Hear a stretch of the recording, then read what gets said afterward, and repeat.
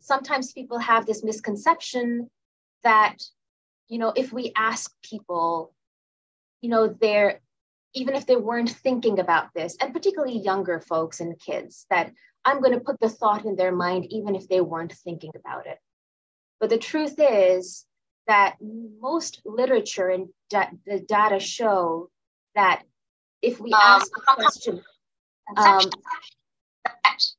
if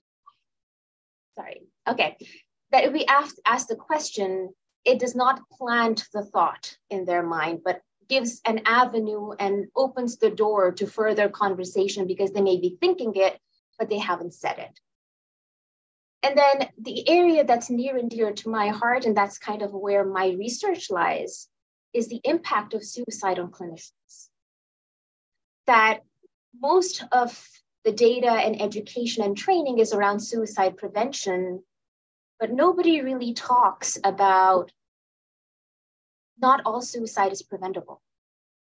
And sometimes our patients die because there is terminal illness in psychiatry. People die of depression, people die of substance use, people die of personality disorders. Yes, our interventions are there to make the preventable deaths less likely, but sometimes people do die of suicide, and then what do we do? And how do we handle it? And how do we process that loss? Because as clinicians, we build relationships with our patients, and it is a loss like any other. So happy to talk about that aspect too. But just to give you an idea of some of the patients that we commonly see, I'll give you this example of this young person. I'll call him S, who's a 19-year-old male that we saw after he came in to our inpatient unit after he spent 2 days in the ICU, followed by 3 days on the medical floor. He is in an engineering college, so he just went in and had trouble adjusting to this new environment. So S had planned to jump from the rooftop of his 6th-floor high college building in the middle of the night when his roommate and hostel would be fast asleep in the dormitory. He was found unconscious on the sidewalk by a morning jogger around 8 a.m. the next morning, and then he was immediately rushed to the nearest emergency room, where he was noted to have fractured his ribs and both lower extremities and had signs of hypothermia as well.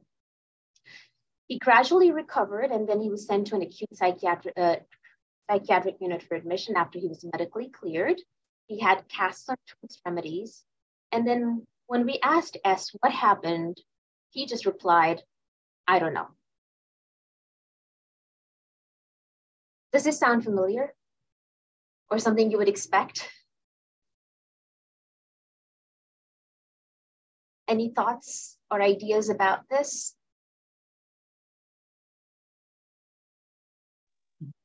Just, I can say that maybe he's not reluctant to talk about it. Maybe just he thinks that he will get stigmatized, or just then he knows that he will not get understand. Yes, very true. There's this huge stigma about mental health to begin with. And then suicide culturally is viewed very differently in different parts of the world. And it may make it very difficult for sometimes people to be honest and open about what the precipitants were and why what happened had happened. So eventually, if you persist and just leave the door open, people might open up about what had happened. So when eventually S opens up, he tells you that the transition to life in engineering college has been much more stressful than he anticipated. He reports that he's suffering from depression, and it started when he was 15 years old, but it was never addressed and never treated. He hasn't established psychiatric care since he started college. He's been spending much of his time in his room. He hasn't been able to study, so he recently acquired doses of methylphenidate to help him study, which he's been using multiple times a day. But still, his grades are suffering to the point that he is on the verge of failure. So any stressors that you can identify?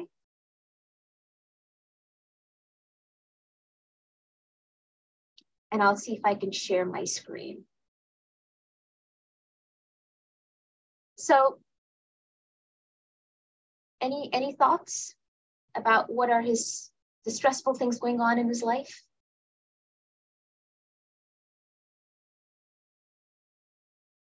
Highlighted a couple.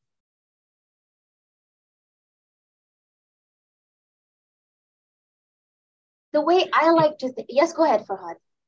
Yeah, it's just like actually, as you say, it's second leading cause in that age. In that age, it's like transition stage for a person, because just he is finishing his studying life, and he will get his job, and he need to get some money, and he has a lot of, how can I say, insecurities about future, about his life. That's why it makes. And actually, I want to say that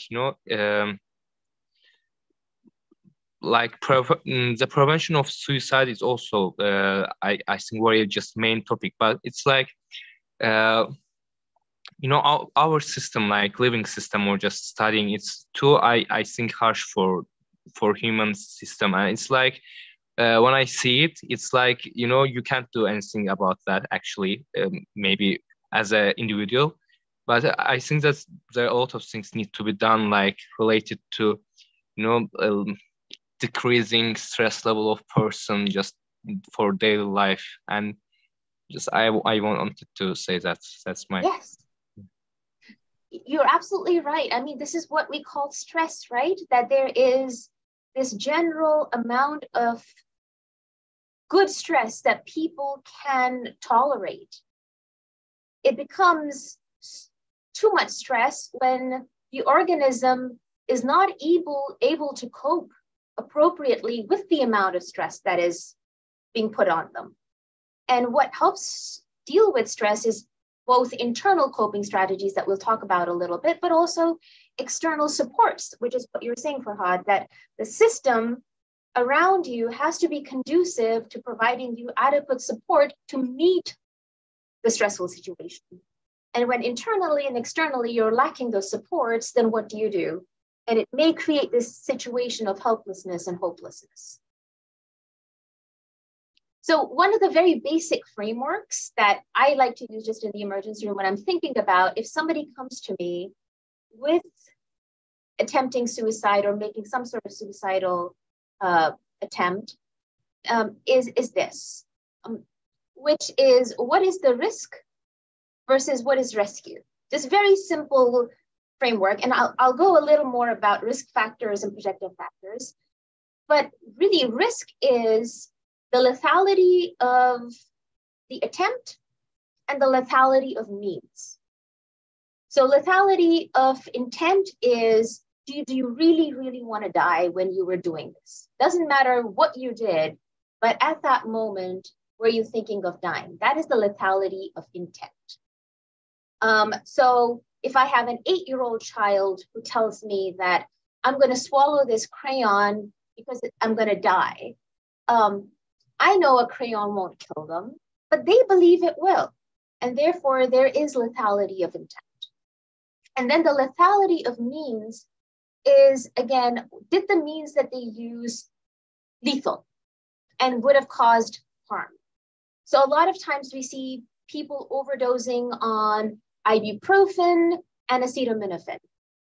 They both are over-the-counter pain medications. People think they're relatively the same, or they might not have read too much into it, and yet we know that acetaminophen is going to be far more lethal if taken in higher dosages and cause liver failure and be toxic compared to ibuprofen, even though they're both on the counter over-the-counter pain medications.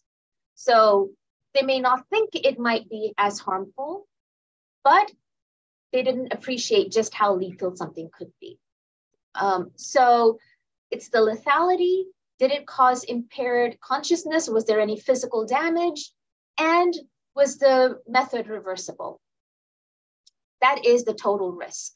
On the other hand, you see how can risk be mitigated and what were the attempts made for rescue? So did it happen actively? Like, some child or adolescent or young person makes an attempt, or is thinking about it and coming close and goes and tells someone. That's actively seeking out rescue. Versus someone, a parent sees their child go into the bathroom with a pill bottle. The child doesn't say anything, but knows that the parent saw it. So even though it was not active, it was still quite passive, where they would know. Yes, sorry, there's a question.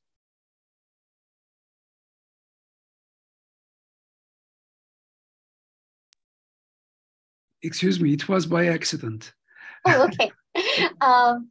So I'll be waiting for the support of the other friends as well. Yes. Excuse, I didn't know that when I put my both hands like this, it automatically it reads. Yeah, interesting. So, and then no rescue is when sometimes, you're putting yourself in such isolation, like our person here, S, made sure that his roommate was asleep, that, there was no one around in the middle of the night when he attempted it, so that he would not be discovered. So there were efforts to make sure that there was no rescue. And that tells you how intense and lethal this attempt is. Who's the person initiating the rescue, and what is the probability of discovery and the access to rescue? I once had this young person who took all of their medications, drove to the airport, and locked themselves in the trunk of their car so that no one would find them.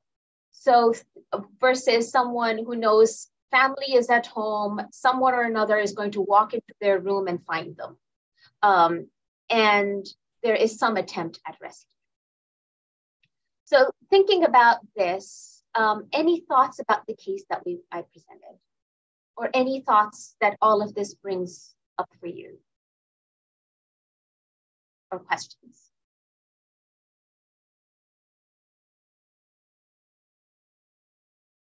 Yes.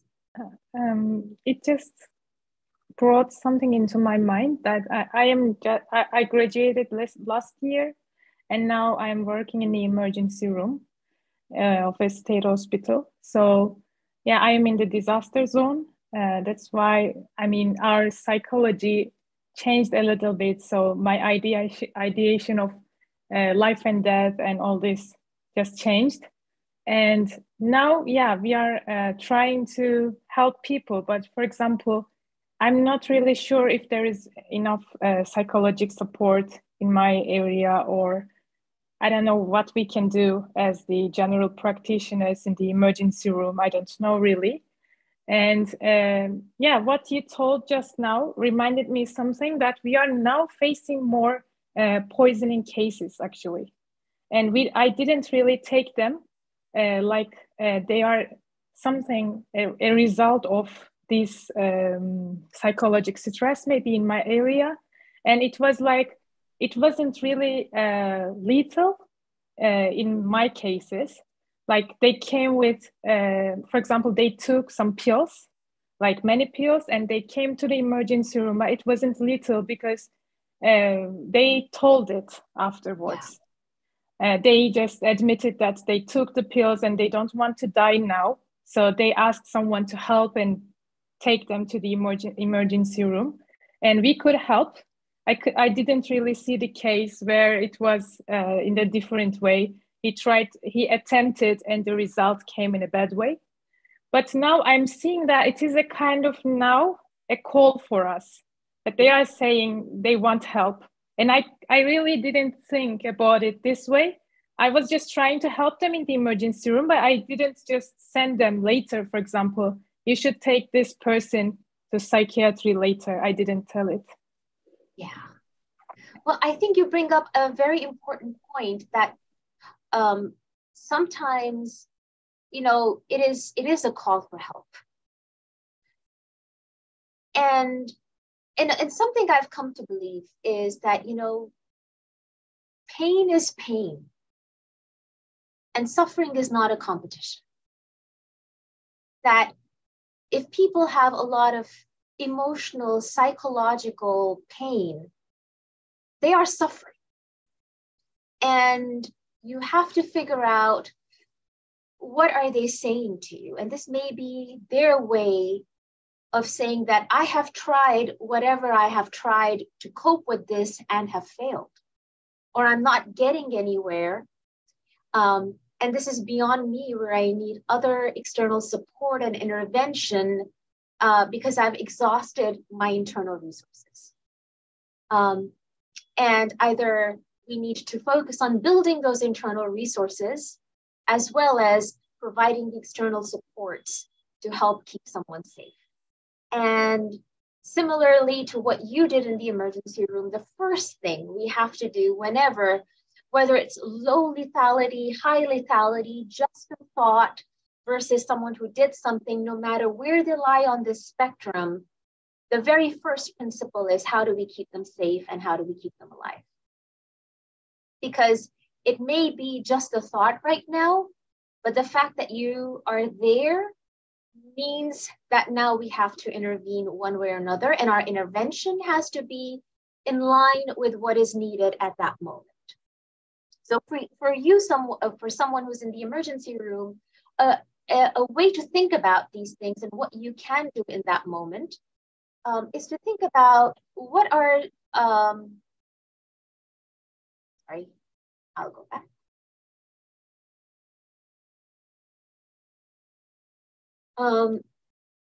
Is what are the ways in which this can happen?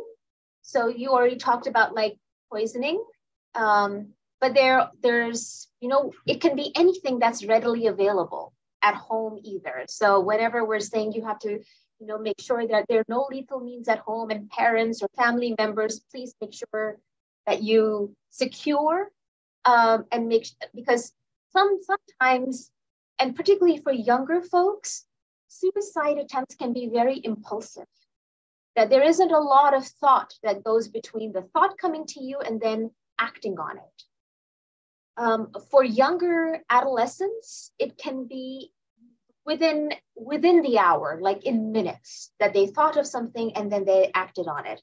And so if things are available readily around you, you can impulsively act on something because those means are available. So we have to make sure that whenever we are sending someone home with treatment or after treatment, that we always make sure that the suicide means are as removed as possible, so that at least in the impulsive phase or in that moment, that stuff is not readily available. So that it also includes making sure we ask about firearms, because highly lethal. Also, hanging, strangulation, and suffocation are also common means. Drowning, jumping from high places, and also carbon monoxide poisoning. So always having that in mind, that what are some common ways in which people can attempt. And then risk factors. So this is what you would be assessing in an emergency room, or whenever you're faced with a patient in the primary care setting, because you may not even be like a mental health clinician and still have a patient present. And if you don't ask the question, you might be the only clinician they see. And you might be the only person they tell, regardless of whatever your specialty may be. So the highest predictor of another suicide attempt is the history of a previous suicide attempt. And in adolescence, self-injurious behavior, even though we may say it's not very predictive, in adolescence, self-injurious behavior is actually a very important consideration for risk factor for suicide attempts. Also, history of mental illness like mood disorders, psychotic disorders, substance use. Again, it should not be abuse, it should be substance use disorders. Also, anything in terms of ADHD or traumatic brain injuries, which increase impulsivity. Cluster B personality disorders, again, other disorders that may have impulsivity as a factor in them. Also, we talked about stressful life experiences, anything that triggers shame or humiliation, bullying, bringing on a state of despair like loss of relationships or death in the family, And then also feeling of social isolation, like that social connectedness is a very important protective factor.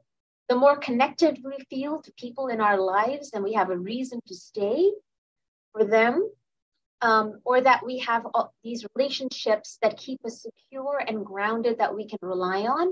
In the absence of such feeling of connectedness, it is very risky for a person to be there without any support. And then the key symptoms of anhedonia, impulsivity, hopelessness, like you cannot see a future for yourself, anxiety or panic that makes you feel like I can't really tolerate this moment, or I am so worried about what the future might bring that I, like Farhad said, the insecurities and all the worries of how things will not go well. Also command hallucinations telling you to hurt yourself, and other difficulties and aggression. And things that are happening to people, like what are the other risk factors? Like there's family turmoil and chaos. Again, this goes into that sense of connectedness and support that might not be there. If there's family history of suicide or mental illness, if there's history of physical or sexual abuse, access to legal means, if they can't get treatment for mental health, or if they have physical illness, like they have pain or chronic pain or other medical conditions that makes them suffer, and they're trying to escape that suffering and pain. Also, if they have lost their psychiatric provider, or they were just recently discharged from a hospital, or exposure to suicidal behavior of others is a risk factor for younger folks and children and adolescents in particular. So you have all these risk factors. So if a person comes to you in an emergency room, these are the things you should be thinking about, is how great of a risk is this person at, that even if they're just saying that they want to die or kill themselves, how much of a risk is out there for this person? Is it just one thing versus this is a young person, for example, our patient, who is in a new place, is transitioning, is failing in their grades, don't have close relationships. You know, someone might be at a loss of, you know, at the risk of losing their scholarship because their grades are declining. They haven't told anyone, there's that social stigma. And let's just put in the mix, maybe things back home, there's a lot going on that they can't rely on their home for support or their family. So there's this feeling of isolation. And then, you know, this person had mental illness, they had depression that was untreated since the age of 15. All these things together versus, let's say, there was someone who came in with suicidal ideation because they were failing their exams in isolation and nothing else. So you have two scenarios where you have someone with a lot of risk factors versus someone who just maybe has one or two. And then you think about the dangers. And then you would then intervene appropriately based on what you think the whole risk is. For example, in our patient, he was now using substances, right? He was using methylphenidate to make sure that he could study. So again, substance use is another factor, a risk factor for that patient. And similarly, what are protective factors? So you balance the risk factors against the protective factors. So internally you think about, you know, do they have the ability to cope with stress? Do they have religious beliefs that prevents them from acting on it? You know, can they work through their frustration in that moment so they will not be acting very impulsively? If they're having relationship problems or there's a problem with someone, can they resolve the conflict? Can they work towards problem solving? Or if there is conflict, they have nonviolent methods of handling different disputes. Do they see themselves as having a future? Do they have future plans?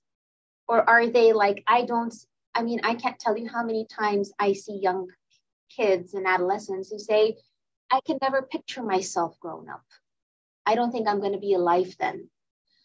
And this is also sometimes very reflective of young folks who've had a lot of trauma and have seen a lot of loss, that they just can't envision a future out that far out.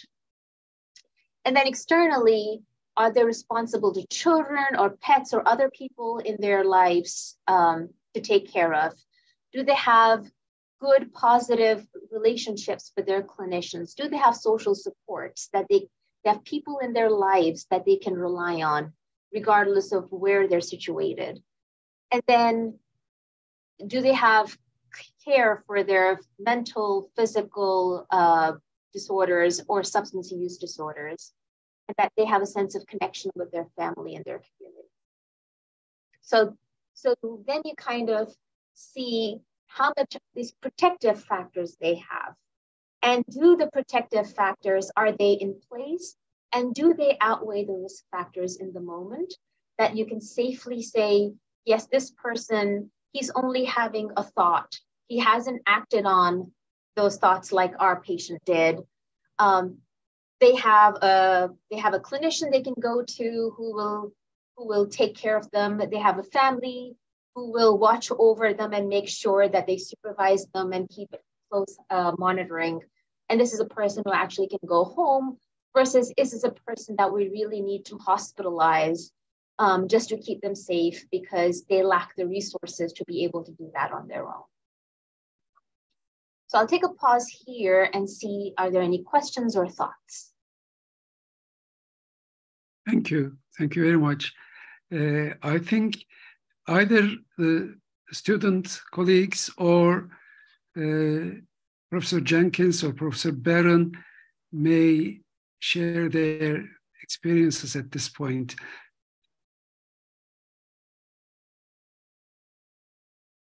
I think, Rachel, you are going to say a few words. Okay, thank you very much. I think Zila has given us a brilliant account of the clinical aspects of suicidality in the emergency room. It's been a very rich kind of description, really, of the scenarios that you might see. There were three things I was going to pick up from there, but also I've just got a few slides as well, which will just take about 5 minutes to talk about the sort of population aspects, if you like, of suicidality as opposed to the individual clinical. But the points I was just going to try and make, just building on what Zila had said, in relation to the life events, the stresses, I think Sheila's right to say that there might either be one really serious big event, or there could be several, with each of their own don't necessarily seem too bad. But it's like the last straw event. Somebody has 4 or 5 life events, and the last one, which might be quite trivial, tips them into, precipitates the suicide attempt or the actual completed suicide. So one has to watch out for this. And it's why multi-sectoral collaboration is really important, because it might be in housing, employment, social welfare, whatever, that the stress is there, and that's where you have to deal with it. The second point was Sheila discussed the increased risk. After somebody's tried once, even if it seems a trivial attempt, the risk is greatly increased afterwards. And we now know that if you've made a suicide attempt, the risk of actually killing yourself is 100 times increased in the following 12 months. So it's a very serious indicator if somebody has already attempted suicide. And the third thing I wanted to say, which relates to what Sheila was saying about how important it is to be good at assessing for suicidal risk in your clinical consultations. And it's a skill that every medical student and doctor needs, is just how to assess for suicidal risk in the clinical consultation if you think somebody has depression or some other mental illness. And so there's a series of questions which I haven't got in front of me, but you will always be taught. And it's a sort of ladder going from, do you feel that life's worth living? Would you mind if you fell under a bus, sort of thing, right up to, are you thinking of killing yourself, and have you thought how you would do it? And you sort of progress up the ladder of severity if you think that's clinically indicated. So it's really important to feel comfortable about doing that, so that you can do it on a bad day when you're terribly busy and stressed, but you will still be safe in your clinical consultation. And one of our colleagues, whose name I forget at the moment, had this lovely analogy. When people say, you know, how do you expect me to know if somebody's suicidal or not? And he said, it's a bit like the car manufacturer who can't know which car is ultimately going to have an accident, but you expect the car manufacturer to build safety into the product, as it were, safety into what they're producing. And this is what we need in the emergency room and in the clinics, is safety in what you're doing. So you need to be able to do that suicide assessment. So I'm just going to see if I can share my slides now on this population perspective. Hang on.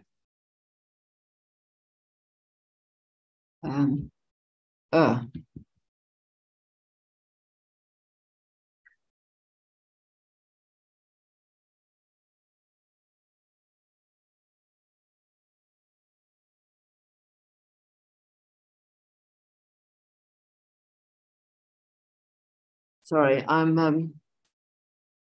hang on. Share screen. Here we go.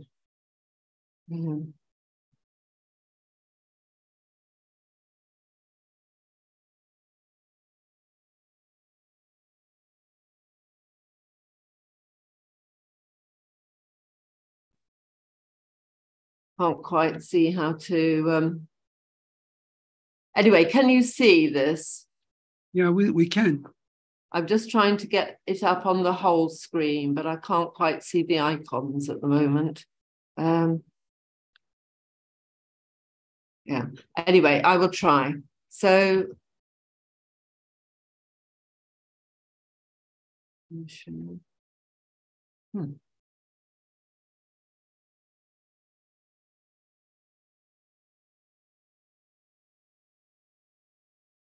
Right, so this slide shows some population data from the UK, from national surveys, but I have done a national survey in, not a national one, but a local community one in Kenya, where we found very similar rates. So these rates are not unusual. They're probably higher in the earthquake zone in Turkey at the moment, but generally speaking, these are approximate rates of suicidal thoughts in men and women for the last week, the last year, and lifetime thoughts. This is roughly how our epidemiological surveys ask about these things.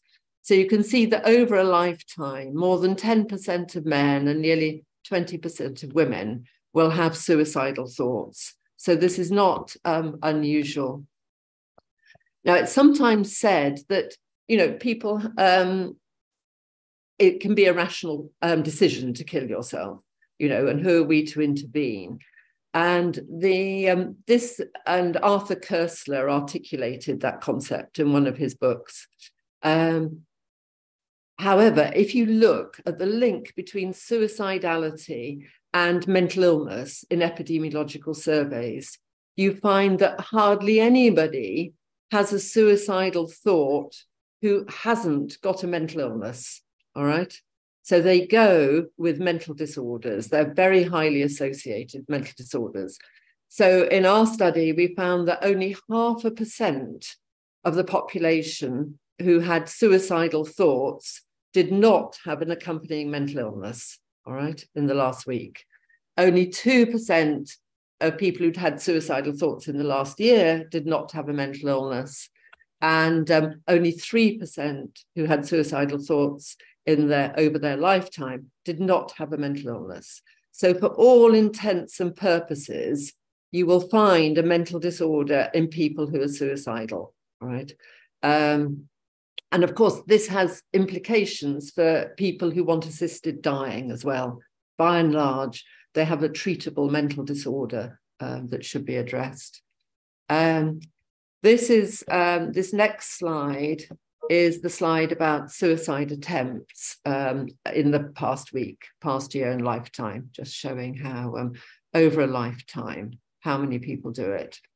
And this slide just says only just over 0.5% of suicide attempts occur in the absence of either neurosis, a common mental disorder, or psychosis. So please hunt for that mental disorder that you can treat. And then finally, this last slide is just about the issues that we try and put into our national suicide prevention strategies. If you're sitting in the government and feeling responsible for the population you have to look after, what would you do to prevent suicide on a national basis? And these are the issues that we try to do. So obviously mental health promotion, building resilience and coping strategies, which Zila also talked about as well, your patients. Try and prevent mental disorder from happening in the first place. So we address those risk factors, those stresses and lack of resilience that might lead to mental disorder. And the risk factors, some are early childhood events and some are much more recent events. And from our UK epidemiology, our biggest risk factor is child abuse, which carries an 18 times increased rate of neurosis, psychosis, and suicidality. Our next biggest risk factor is unmanageable debt, actually, personal unmanageable debt, which has a risk factor about 6 times, which falls to about 4 times if you control for low income. Right. But it seems to be unmanageable debt rather than low income per se that is the risk factor. And then we know that things like unemployment, marital breakdown, etc., tend to double the risk factor, the risk. Then as doctors, we try and do early detection and prompt treatment of disorder, so people don't have kind of time to get suicidal, so to speak. Always assess and manage the suicidal risk, so we make sure that everybody's trained to do it. Support the high-risk groups, which Sheila has mentioned. So they're people who have access to the means and know how to do it, which is like farmers who have access to guns, the doctors, nurses, vets, pharmacists who have access to medicines and so on. So those are some of our high-risk groups, those occupational groups, and they're in high-stress occupations, of course, as well. We try and reduce our access to the means of suicide. So firearms are very, very important here. But things like carbon monoxide in car exhaust, there's been a lot of work on.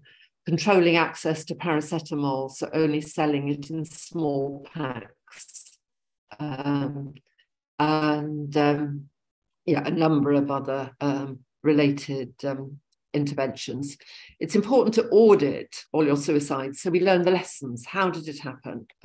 What can we do to prevent that sort of thing in future? And having a comprehensive reporting system, a national database and research is good. So obviously the UK and the US are pretty good at this, but low and middle income countries often struggle to have a good database. And it really matters if one wants to learn what are the local risk factors and what can be done about it. And yeah, and I mentioned this intersectoral collaboration, because often the stresses come from different sectors. So managing them requires collaboration. And that was it. Thank you, Bülent. We thank you for your contribution. Other than the friends whom we see on the YouTube channel, YouTube broadcast, we have 3 other students who are not seen on the YouTube, but it's especially, I think they all have some problem with opening their video cameras. Maham Dilawar has a question. Would it be possible for you to ask Maham? I don't know if I'm pronouncing your name properly. Hi, Dr. Bülent. Thank you so much. And yes, you've pronounced my name properly. First, I just wanted to thank you, Dr. Zila and Dr. Rachel, for having, this incredible meeting. It's of course, it's a loaded topic, but it's a very important topic, I think, especially when, talking to medical students. So I'm currently rotating in psychiatry here in Doha, Qatar. And we had an incident a couple months ago in the adult psychiatry department where one of our patients had, she'd been, admitted for probably the fourth or fifth time. And on request of her parents basically wanted her to go home for the weekend. So they were asking for her to be discharged, right? There was probably an event at home. So anyway, the physicians, they did a full, suicide risk assessment and they cleared her. She went home. Within 3 or 4 hours, she had hanged herself, unfortunately. So of course, this is a really terrible incident. The team of doctors and residents had come back the next day and they were really rattled, right? They were really upset. They felt a lot of guilt associated with this incident.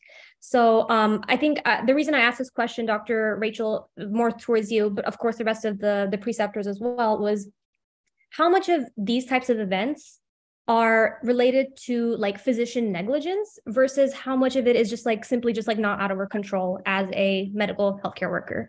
Yeah, that was my question. Thank you. Thank you. It's a very, very important question, and I think it doesn't have an answer. We have to do our best. This is the thing, and the more we appreciate the risk, the more we can do. And I'm reminded of when I was a junior houseman doing my medical house job a long time ago. It was in 1975, summer 75. And a man of about 30 came in one week with, on a Saturday night, having tried to kill himself. And I saw him in the emergency room and admitted him overnight or 2 nights or something, and then sent him on his way. And I'm not sure that I was very nice to him, really. I think my colleagues were actually on strike at that time. And I wasn't on strike, but I was exhausted, tired, done a 120-hour week and not had a lot of sleep and so on. And I thought, this was before I started doing my psychiatry, and I probably thought he was a bit of a time waster compared to all the other serious patients I was looking after. And anyway, the following weekend, he killed himself. And I've never forgotten him. And I'm quite sure I might have made a difference had I been nicer to him and had I taken more effort to try and mobilize some social supports for him. And I probably didn't do a good future suicide risk assessment because I don't think at that stage I'd ever been taught how to do it, So I think it's, there are always things we can do, but we can only do what's humanly possible as well. But the more we train ourselves up and the more we learn from these audited experiences, the better we get at it, I think. I think that's what I would say. Sheila's probably got something she'd like to add. Well, this is my area of research because this has happened to me quite a few times, and I thought I was a terrible physician that my patients died of suicide. And because I've been in acute care most of my professional life in psychiatry, I've had a few patients who've died after I've let them go. And they've ranged from, I think my youngest was 13, who died a few months after I discharged them.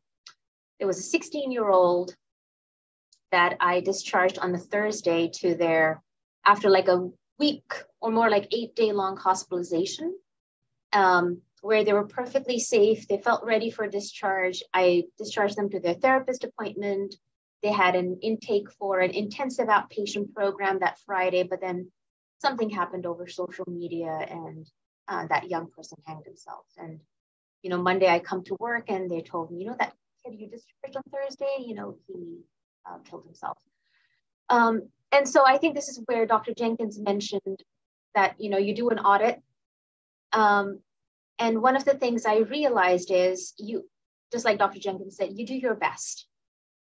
And one of the problems that I have experienced is that we say, we're going to prevent all suicide. And there's the zero suicide policy and those initiatives that, one suicide is one too many. It is true that it's one too many. It is a loss for the people who were in that person's life.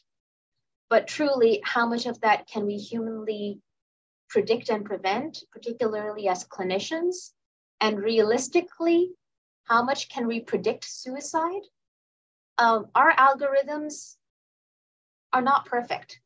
The only thing we can do is look at the risk factors and protective factors and make the best plan of treatment and care for that person possible. And I think the most humbling moment for me was to realize that sometimes you can do everything right and still have a bad outcome. It is true for all of medicine. So why shouldn't it be true for psychiatry? We deal with terminal illness in psychiatry, and our patients die because of mental illness. I think what it raises is this very important conflict of cultures. And the culture I'm talking about is the culture of a medical student, of a healthcare provider, is we try to save and extend and improve the quality of life. And I really appreciate what Rachel said. So almost the same time period ago, 40 years ago, I was working in the emergency room at Los Angeles County Hospital, which is one of the largest in the country. And I many times heard house officers saying someone would come in with multiple suicide attempts, and the house officer would say, "Why don't you do it right next time? You're wasting my time. I have people here who want to get better, who do anything to live, and you don't care."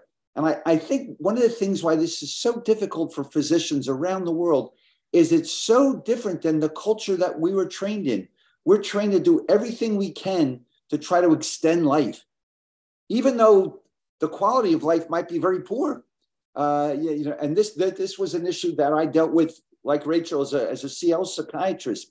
So I think one of the things we need to do, and one of the things I implore the students, is to understand, yes, it is our culture as physicians, as healthcare providers, to, at all costs, extend life. I mean, some might argue maybe we extend life beyond what we should, and someone who has very little chance of living, yet we spend extraordinary amount of resources to try to extend their life another day, another week, another month. I mean, we don't like to feel like we're in the position of deciding, well, this one we're going to stop treating because we think, well, that could be our mother or our father or our family members. So I think when we talk about suicide, it really takes on this added stress for us, as it goes against everything we're trained to do when we come in. And it's a real change in culture for us to try to evaluate this in a way. And one of the things that I found important in lecturing, I also worked with my Columbia colleagues, and with suicide when I worked with Maria Kendo back in the day, who's done a lot of work in the US. She's at the University of Pennsylvania now. But we always try to talk about quality of life issues. But I think when you talk about suicide, and two very excellent overviews, I mean, really two fine lectures about suicide for your students who don't know, this was really a wonderful combination of understanding it. But if we look at what is the quality of life for the individual, and our role is to do everything we can to improve that quality of life, to understand the risk factors. And Rachel shared with us just really superb data that if we know that someone's at an increased risk, whether it be an increased risk from a physical perspective, and again, I think the comments that were made in the opening were so good, is that would a cardiologist expect to never lose a patient? Would an endocrinologist, would a family physician, is there any field in medicine that the expectation would be, I'm never going to lose a patient? No, but I think the difference for us is that when a patient actively does it to themselves, that's where we get this culture clash. There was a couple of projects we did in Japan for the Amico Charlie project. There was a spike in adolescent suicide in Italy a number of years ago, and a very prominent young man whose father was in politics. And you talk about unpredictable. This was a 17-year-old. He was a star football player in Italy, soccer, we call it in the US. He was an excellent student, very handsome young man. And what was, quote, out of the blue was he suicided.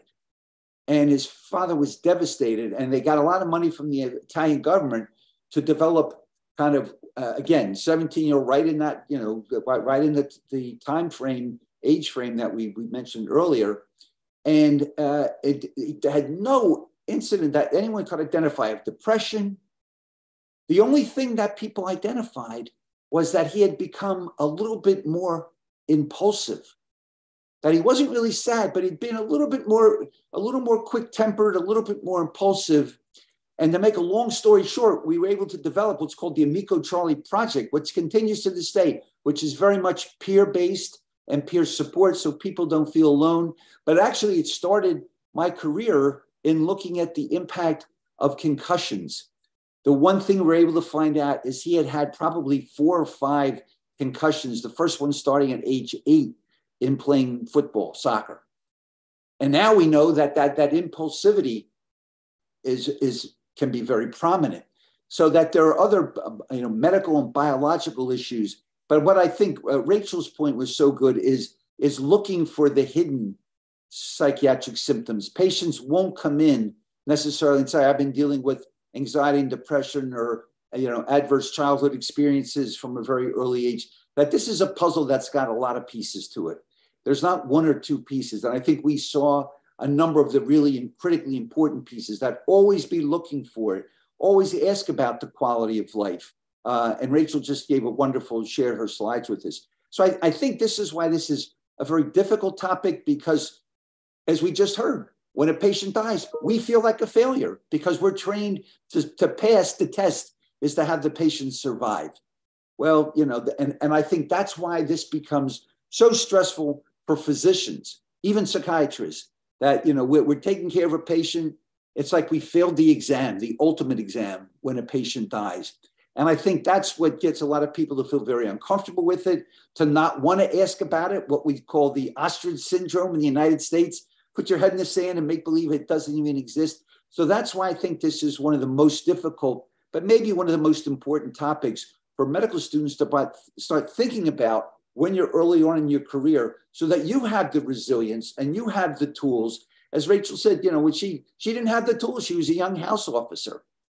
But yet it was devastating for her. After an incredibly distinguished career, it still sticks with her, which tells us how emotionally important and how relevant this is, not only for the patient and their family, but for physicians. And it's not only just the physician. I remember I had a classmate of mine when I was a resident who suicided, and no one could figure it out. She was a good resident again. But obviously there were pieces to the puzzle that we weren't aware of that added to this. And the last thing I'm going to say, and not make this be too much of an extended lecture, is what Rachel said about not just looking for the big sentinel event that goes on. I think we can look for those, but what I found more important in my 40 plus years in the field now, it's the impact of this. It's like the Chinese water torch, it's the one drop on and on.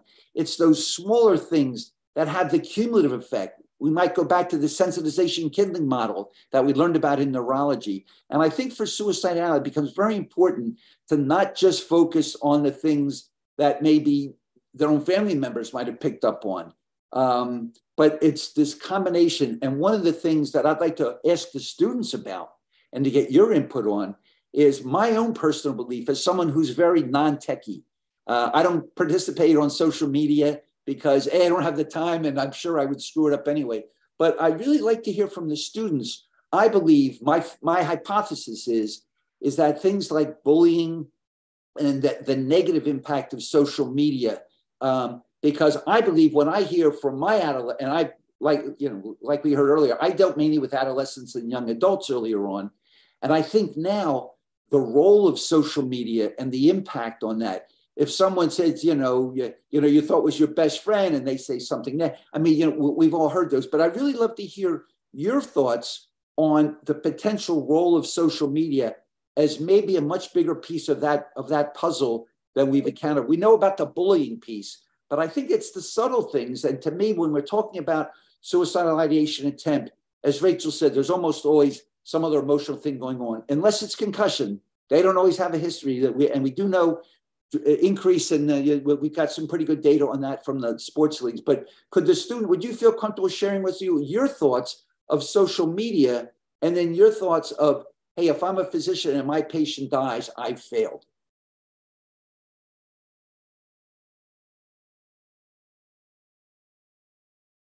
Trying to empower our students so we can live up to our seed and moniker. And I'm very serious about this. I am really very inadequate because of my, my kids are probably a lot older than all of you. So I'm at least a generation, if not two, beyond that. But is my hypothesis, is it accurate, or am I just dead wrong that maybe social media isn't as important? And I think some people are much more sensitive to it. I think some people say, it's just social media. It's a bunch of BS, as we'd say in the US. Other people, I think maybe if you're having some issues with your own self-esteem in these transitional years, developing your own identity, maybe there's an increase in vulnerability to the potential negative impact of social media. That is very difficult, if not impossible, to monitor. Thanks a lot, David. Especially you're asking our younger students, younger friends, is the most important part, as you always do so. And we have to find some ways to reach them, to listen to them, and to find out what the real problem is with their eyes. Ferhat is going to say a few words, I believe. Yeah, it's actually, in social media, it's like, actually, I think it's just whole another word. And it's like every people trying to post their just best moment about their life and just actually, shows them they feel good. And when actually, even me, I also like had some depression attacks or episodes. And at that time when I was looking just social media, when you see that just other people is so just like, acting just well, they do everything in their daily life, just fancy how can I say, dates, or maybe some just they do a lot of fancy thing. And when you see that, maybe it can also like affect you good, but in some days it's not like you see them and it make you feel more depressed and ask that why I'm feeling in that way, or just why I can't manage the world properly, or why I can, just get a help, why I don't have a best friend, just like everybody have friends in social media, they're always with some people, but why I'm feeling lonely just like right now. And it's of course, I think that it has bad effects like that. And even I also actually thinking that what's the main cause of, increasing number of suicidality in now, right? I also want to ask that, because it's not like, how can I say, diabetes, or just it's not like cardiologic problem. It's like our mental, it's related to mental issue, and why it's actually increasing, because it will be more relatable, if it stays steady. What's things that actually changing in our lives that put us in a disadvantage of like new circumstances. Just, it's my opinion. Well, I think that's an excellent thought. And one of the things that you reminded me of is understanding everything within a particular context. So we all know if we're having a bad day and someone says something, well, your hair looks interesting today, your thought might be, well, they're saying my hair looks ugly because you're having a bad day. If you're having a very good day and someone says, oh, your hair looks interesting, they say, oh, what a lovely compliment. So I think that we have to understand as human beings, it's not always the same, that our mood changes. And I think if you add on to that, the vulnerability that Rachel really, I thought, highlighted so well, such important data she shared with us, that we all respond differently depending on our mood, context-dependent learning, context-dependent behavior, as you brought out so nicely. But we need to understand those who may be at that higher risk. So if you're blonde-haired and blue-eyed, maybe getting a lot of sunburns makes a little bit different potential downstream meaning than if you're dark-skinned, that you're at a higher risk group. And I think people with mental challenges, mental illness, mental health issues are at a higher risk, as Rachel's data, and she always shares with us such wonderful data. It's not just her opinion. And this is what I think helps dealing with stigma, is good data. But that we know, even though we all have a good day and a bad day, if you've got underlying emotional illness, we talk about the earthquake, the social determinants of health and mental health. I would suspect, and the data from other stories would tell us, that That's a risk factor that's elevated everyone's potential risk. And those who might have been prone to suicide are going to be more likely given less stress. So I think your point is so good and so important that we need to understand. And for us as adults, maybe it's not a big deal like your best friend says you're ugly. You know, well, get a different best friend. But if you're a child or a young adolescent, that might be totally devastating. So it's not always easy for us to put ourselves in the mindset because we're at a different stage of life. Maybe we have different resiliencies. But I think that this is why it becomes such a difficult challenge and potentially quite stressful for us as providers. And I'd love to hear from more of the students or from our distinguished senior colleagues on the call. Some maybe not quite as senior. I want to say 3 words as well.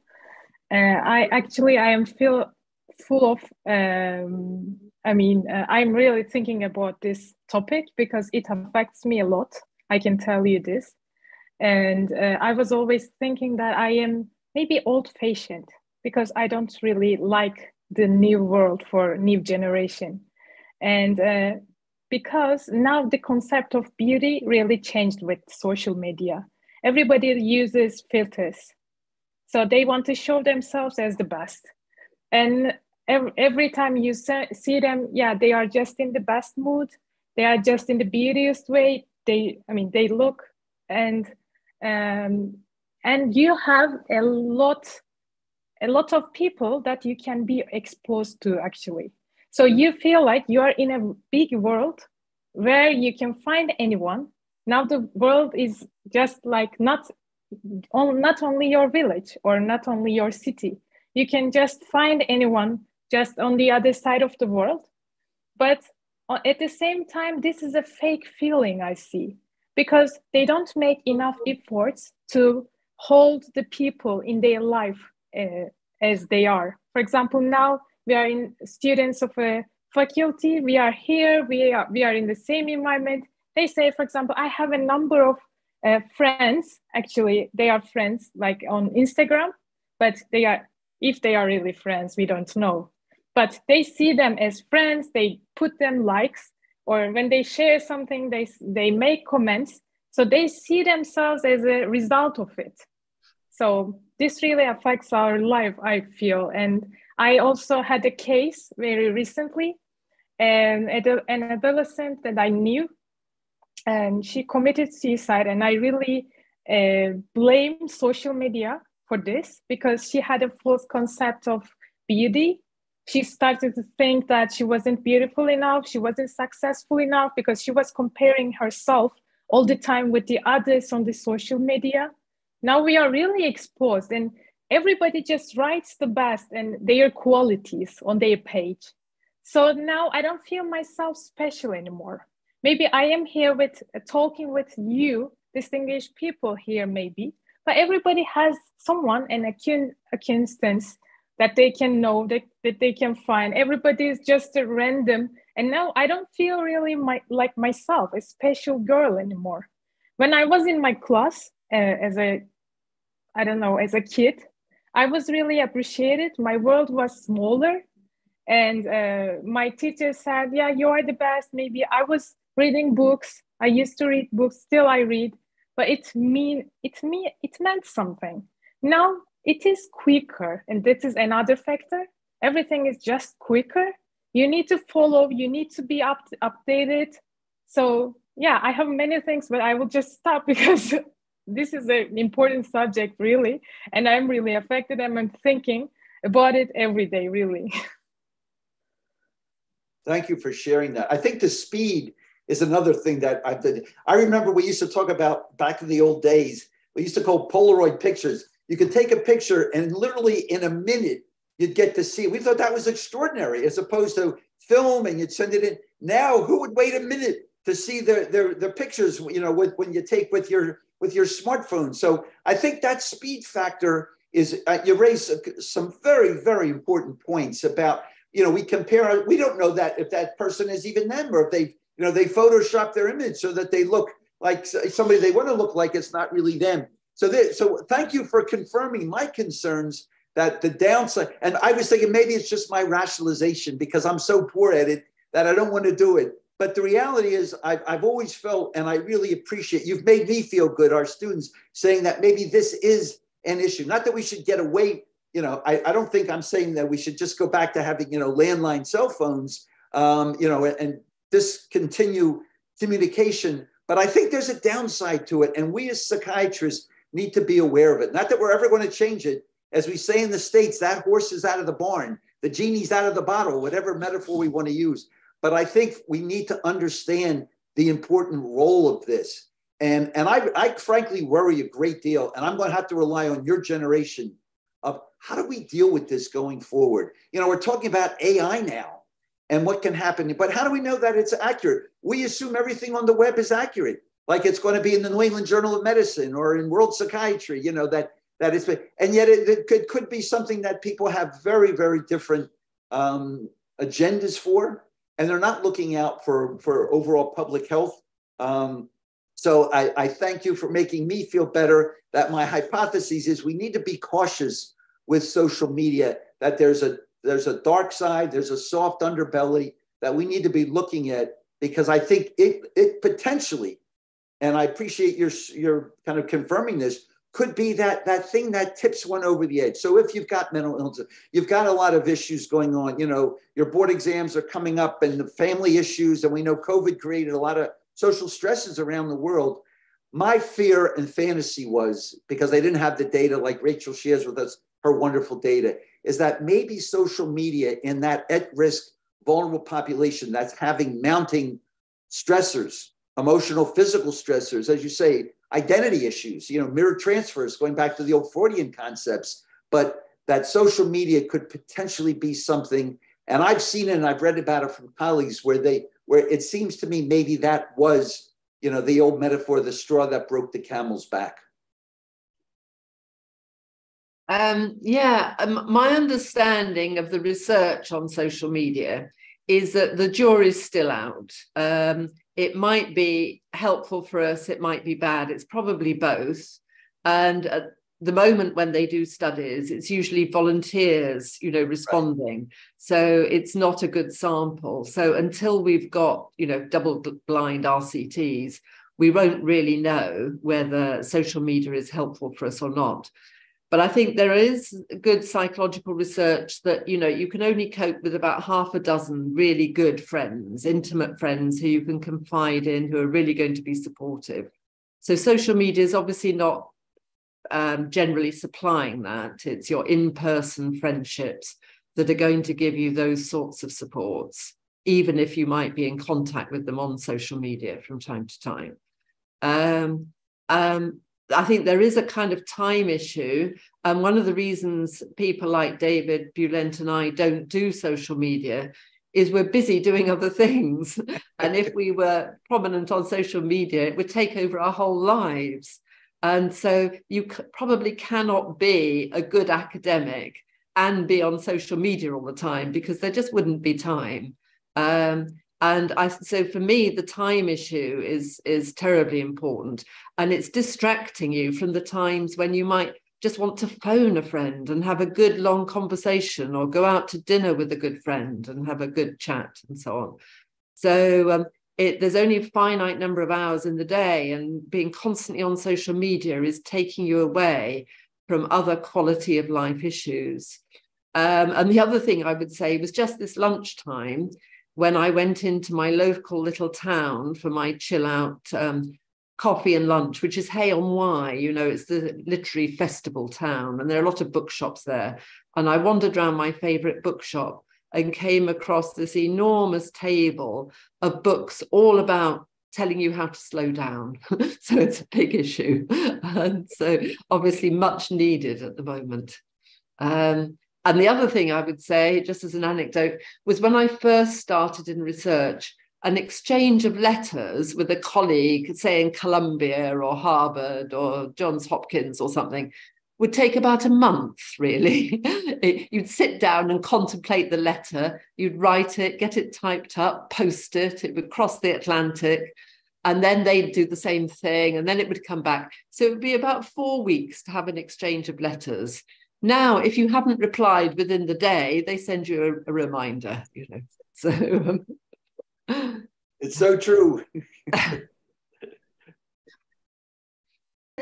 I put the study that we did in the chat for anyone who's interested in looking at it. But just to say that we found, just like it was Dr. Jenkins and Dr. Barron highlighted, that before, you had trouble at school, you leave it behind and you go home and you're done with it. Then you face those people again the next day. You don't have to worry about them. Now, bullies, all the things that are being said about you, follow the kids home. It's 24/7 constant stuff that goes into cyberspace, stays there.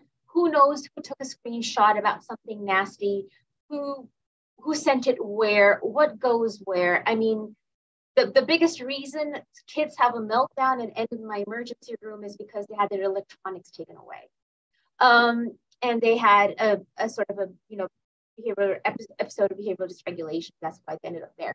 However, I just wanted to say that we used this study and it showed that those kids that were on the neurodevelopmental spectrum and were higher functioning autism spectrum disorders actually did better on social media with their friendship quality, because that social anxiety that they have about how not great they are interpersonally gets taken away. So they found that they actually were better able to communicate with people online than they were in person. But our control group was just other kids with anxiety, and for them, it just added to their anxiety. So just knowing which kids or young people might be more vulnerable to the effects of social media, like my young person who got rejected over social media and then hanged himself. Again, like Dr. Barron was talking about TBIs and concussions, that increases the risk of impulsivity. Our population, particularly the ones that I deal with, is a very impulsive subset of the population when they're, adolescents and young adults. And so just thinking about the impact of social media there. And I know we were talking about the pandemic and how it impacted the mental health, particularly of college students and school-going kids, and how much more we saw this escalation and spike in suicidal ideation, suicide attempts. Our acuity has gone up. Like before, I would see a kid a lot more in the emergency room was thinking about suicide. Now I have kids who have attempted very seriously in the emergency room. So another thing, and just, we don't know the reason why, but over the years, the age of puberty is also decreasing. Now kids are hitting puberty much younger than they did before. Right now, early puberty is defined as I think less than 9. Kids are actually having puberty earlier, and yet they are not able cognitively, socially, psychologically, physically to meet the demands of how they are physically developing. So there's also this discrepancy of we have kids who have a lot more stress. And then add the social media to that about what the standards of beauty and what you're supposed to be like, add it to a young person who is now experiencing this at an age that they're cognitively, socially, and emotionally not able to physically understand, to properly understand what that means or have the coping strategies available to them to navigate these difficult situations, and also not thinking and also factoring in all the sort of the hormonal changes that are also associated with depression and anxiety that happen post-puberty versus pre-puberty. So I think there are a lot of factors that are being influenced.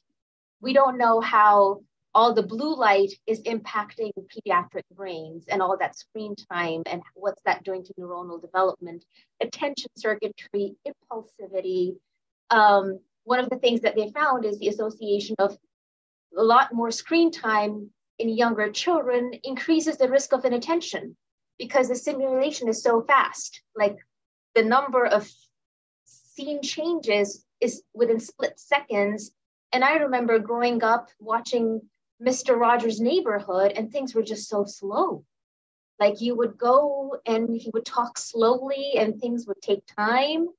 And now, if you watch a cartoon on Cartoon Network, it is so much constant stimulation. And imagine a pediatric brain and parents who put their kids in front of screens, how much stimulation is coming through and how that's going to impact the developing brain. And how this is all going to pan out, we don't have the data yet. So that will be your charge to see what this next generation is going to bring and how their brains are wired and how differently they develop with all this stimulation around them.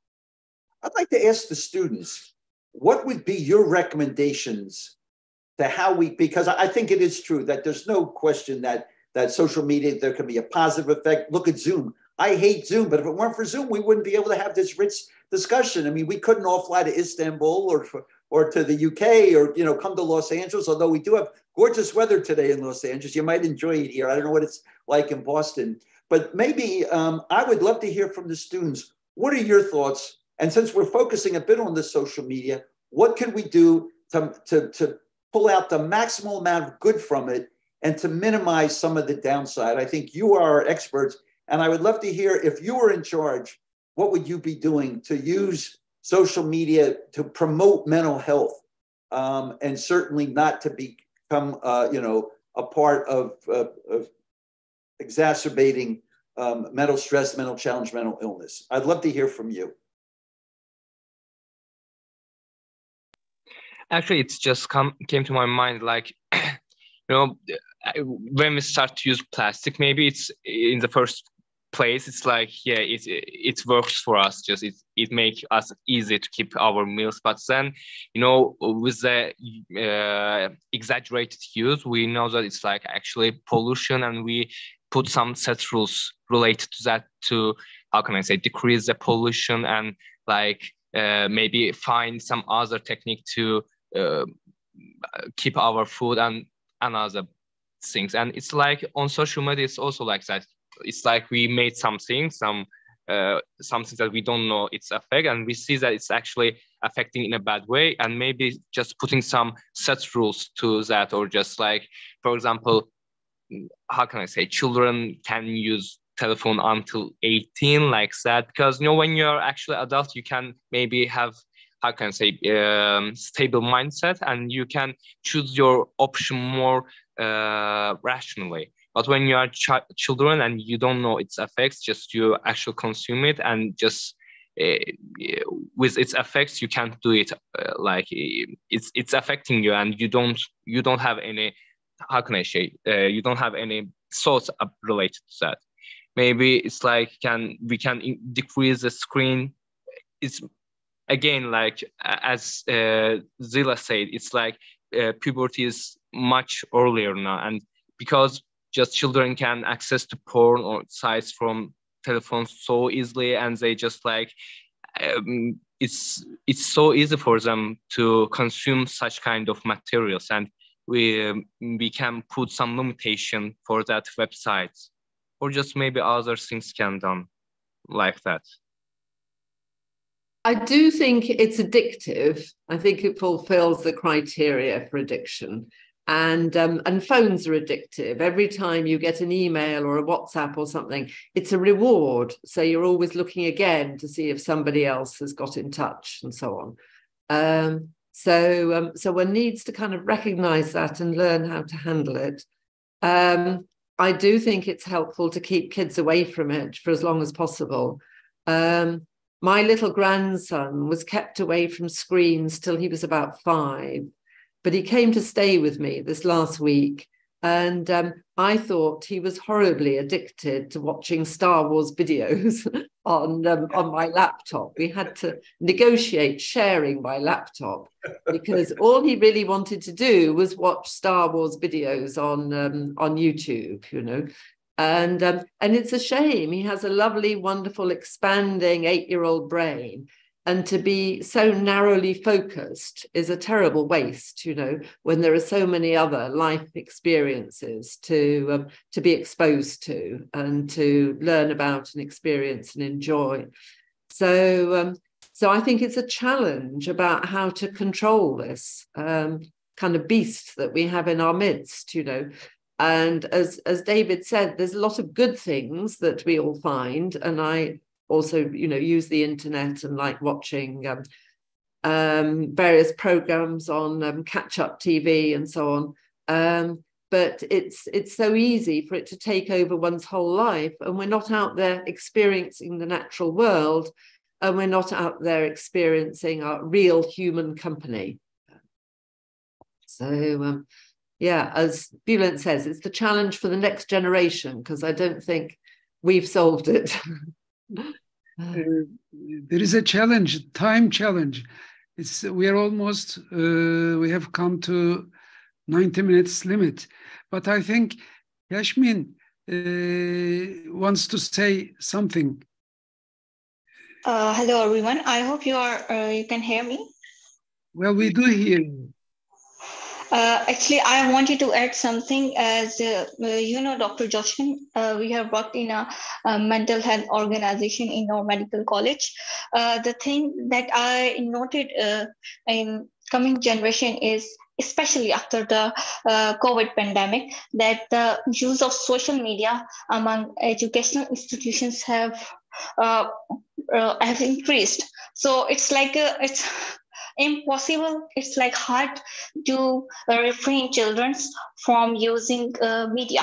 So I think it's more kind of related to the content of the media that children view than to the actual hours they spend on screens, because most of their education is now being communicated through screens. So what we do in our Socrates, that's our organization. We try to increase the content, like you are scrolling through your social media. So it's important that every now and then, every other post you see about mental health awareness post. So it will be a constant stimulation and a constant reminder that what you are consuming is actually affecting your mental health in worse ways.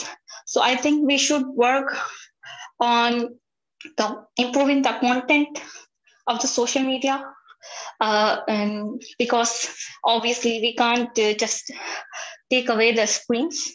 They are really adamant on keep using the social media, but we can just improve the content. We can work on making it interesting.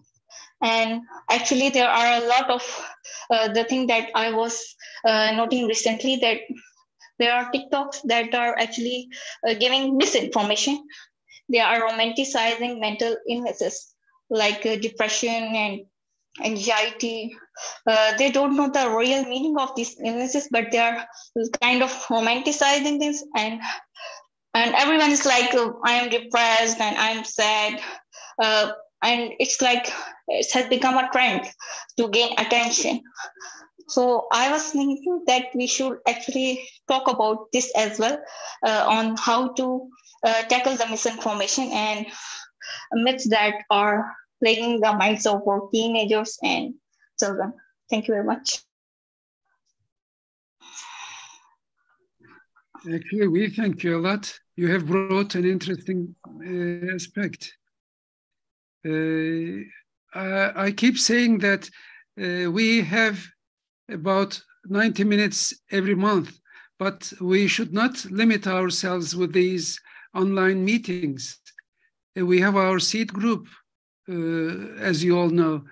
Please share your thoughts and solutions in that group, so that we can have we don't have to wait 4 weeks for the results or replies, but at least we can have some material to work on. Before we come to close our meeting, do Zehra and Miraç want to say anything before we end? You have been silent.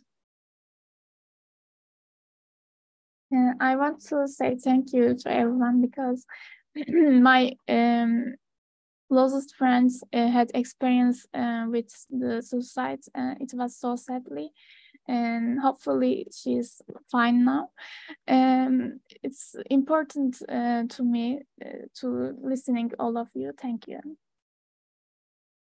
Thank you. In fact, Zehra was the initiator of this topic to be this month's subject. Thank you, Zehra. I hope it has helped you and will help the other friends. Yes, Miraj, anything from you?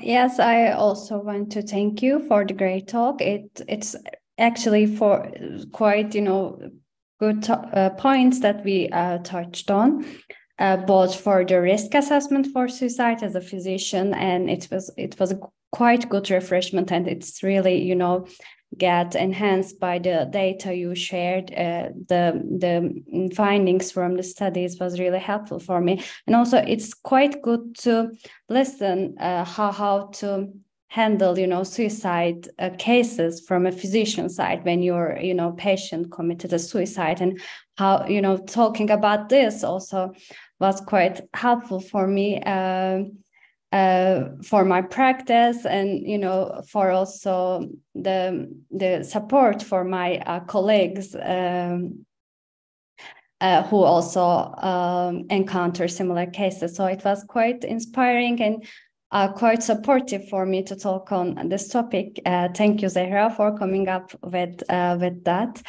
subject, and thank you all for your experiences, thoughts, and contribution to that talk. Thanks a lot to everybody. Gila has already shared some social media links.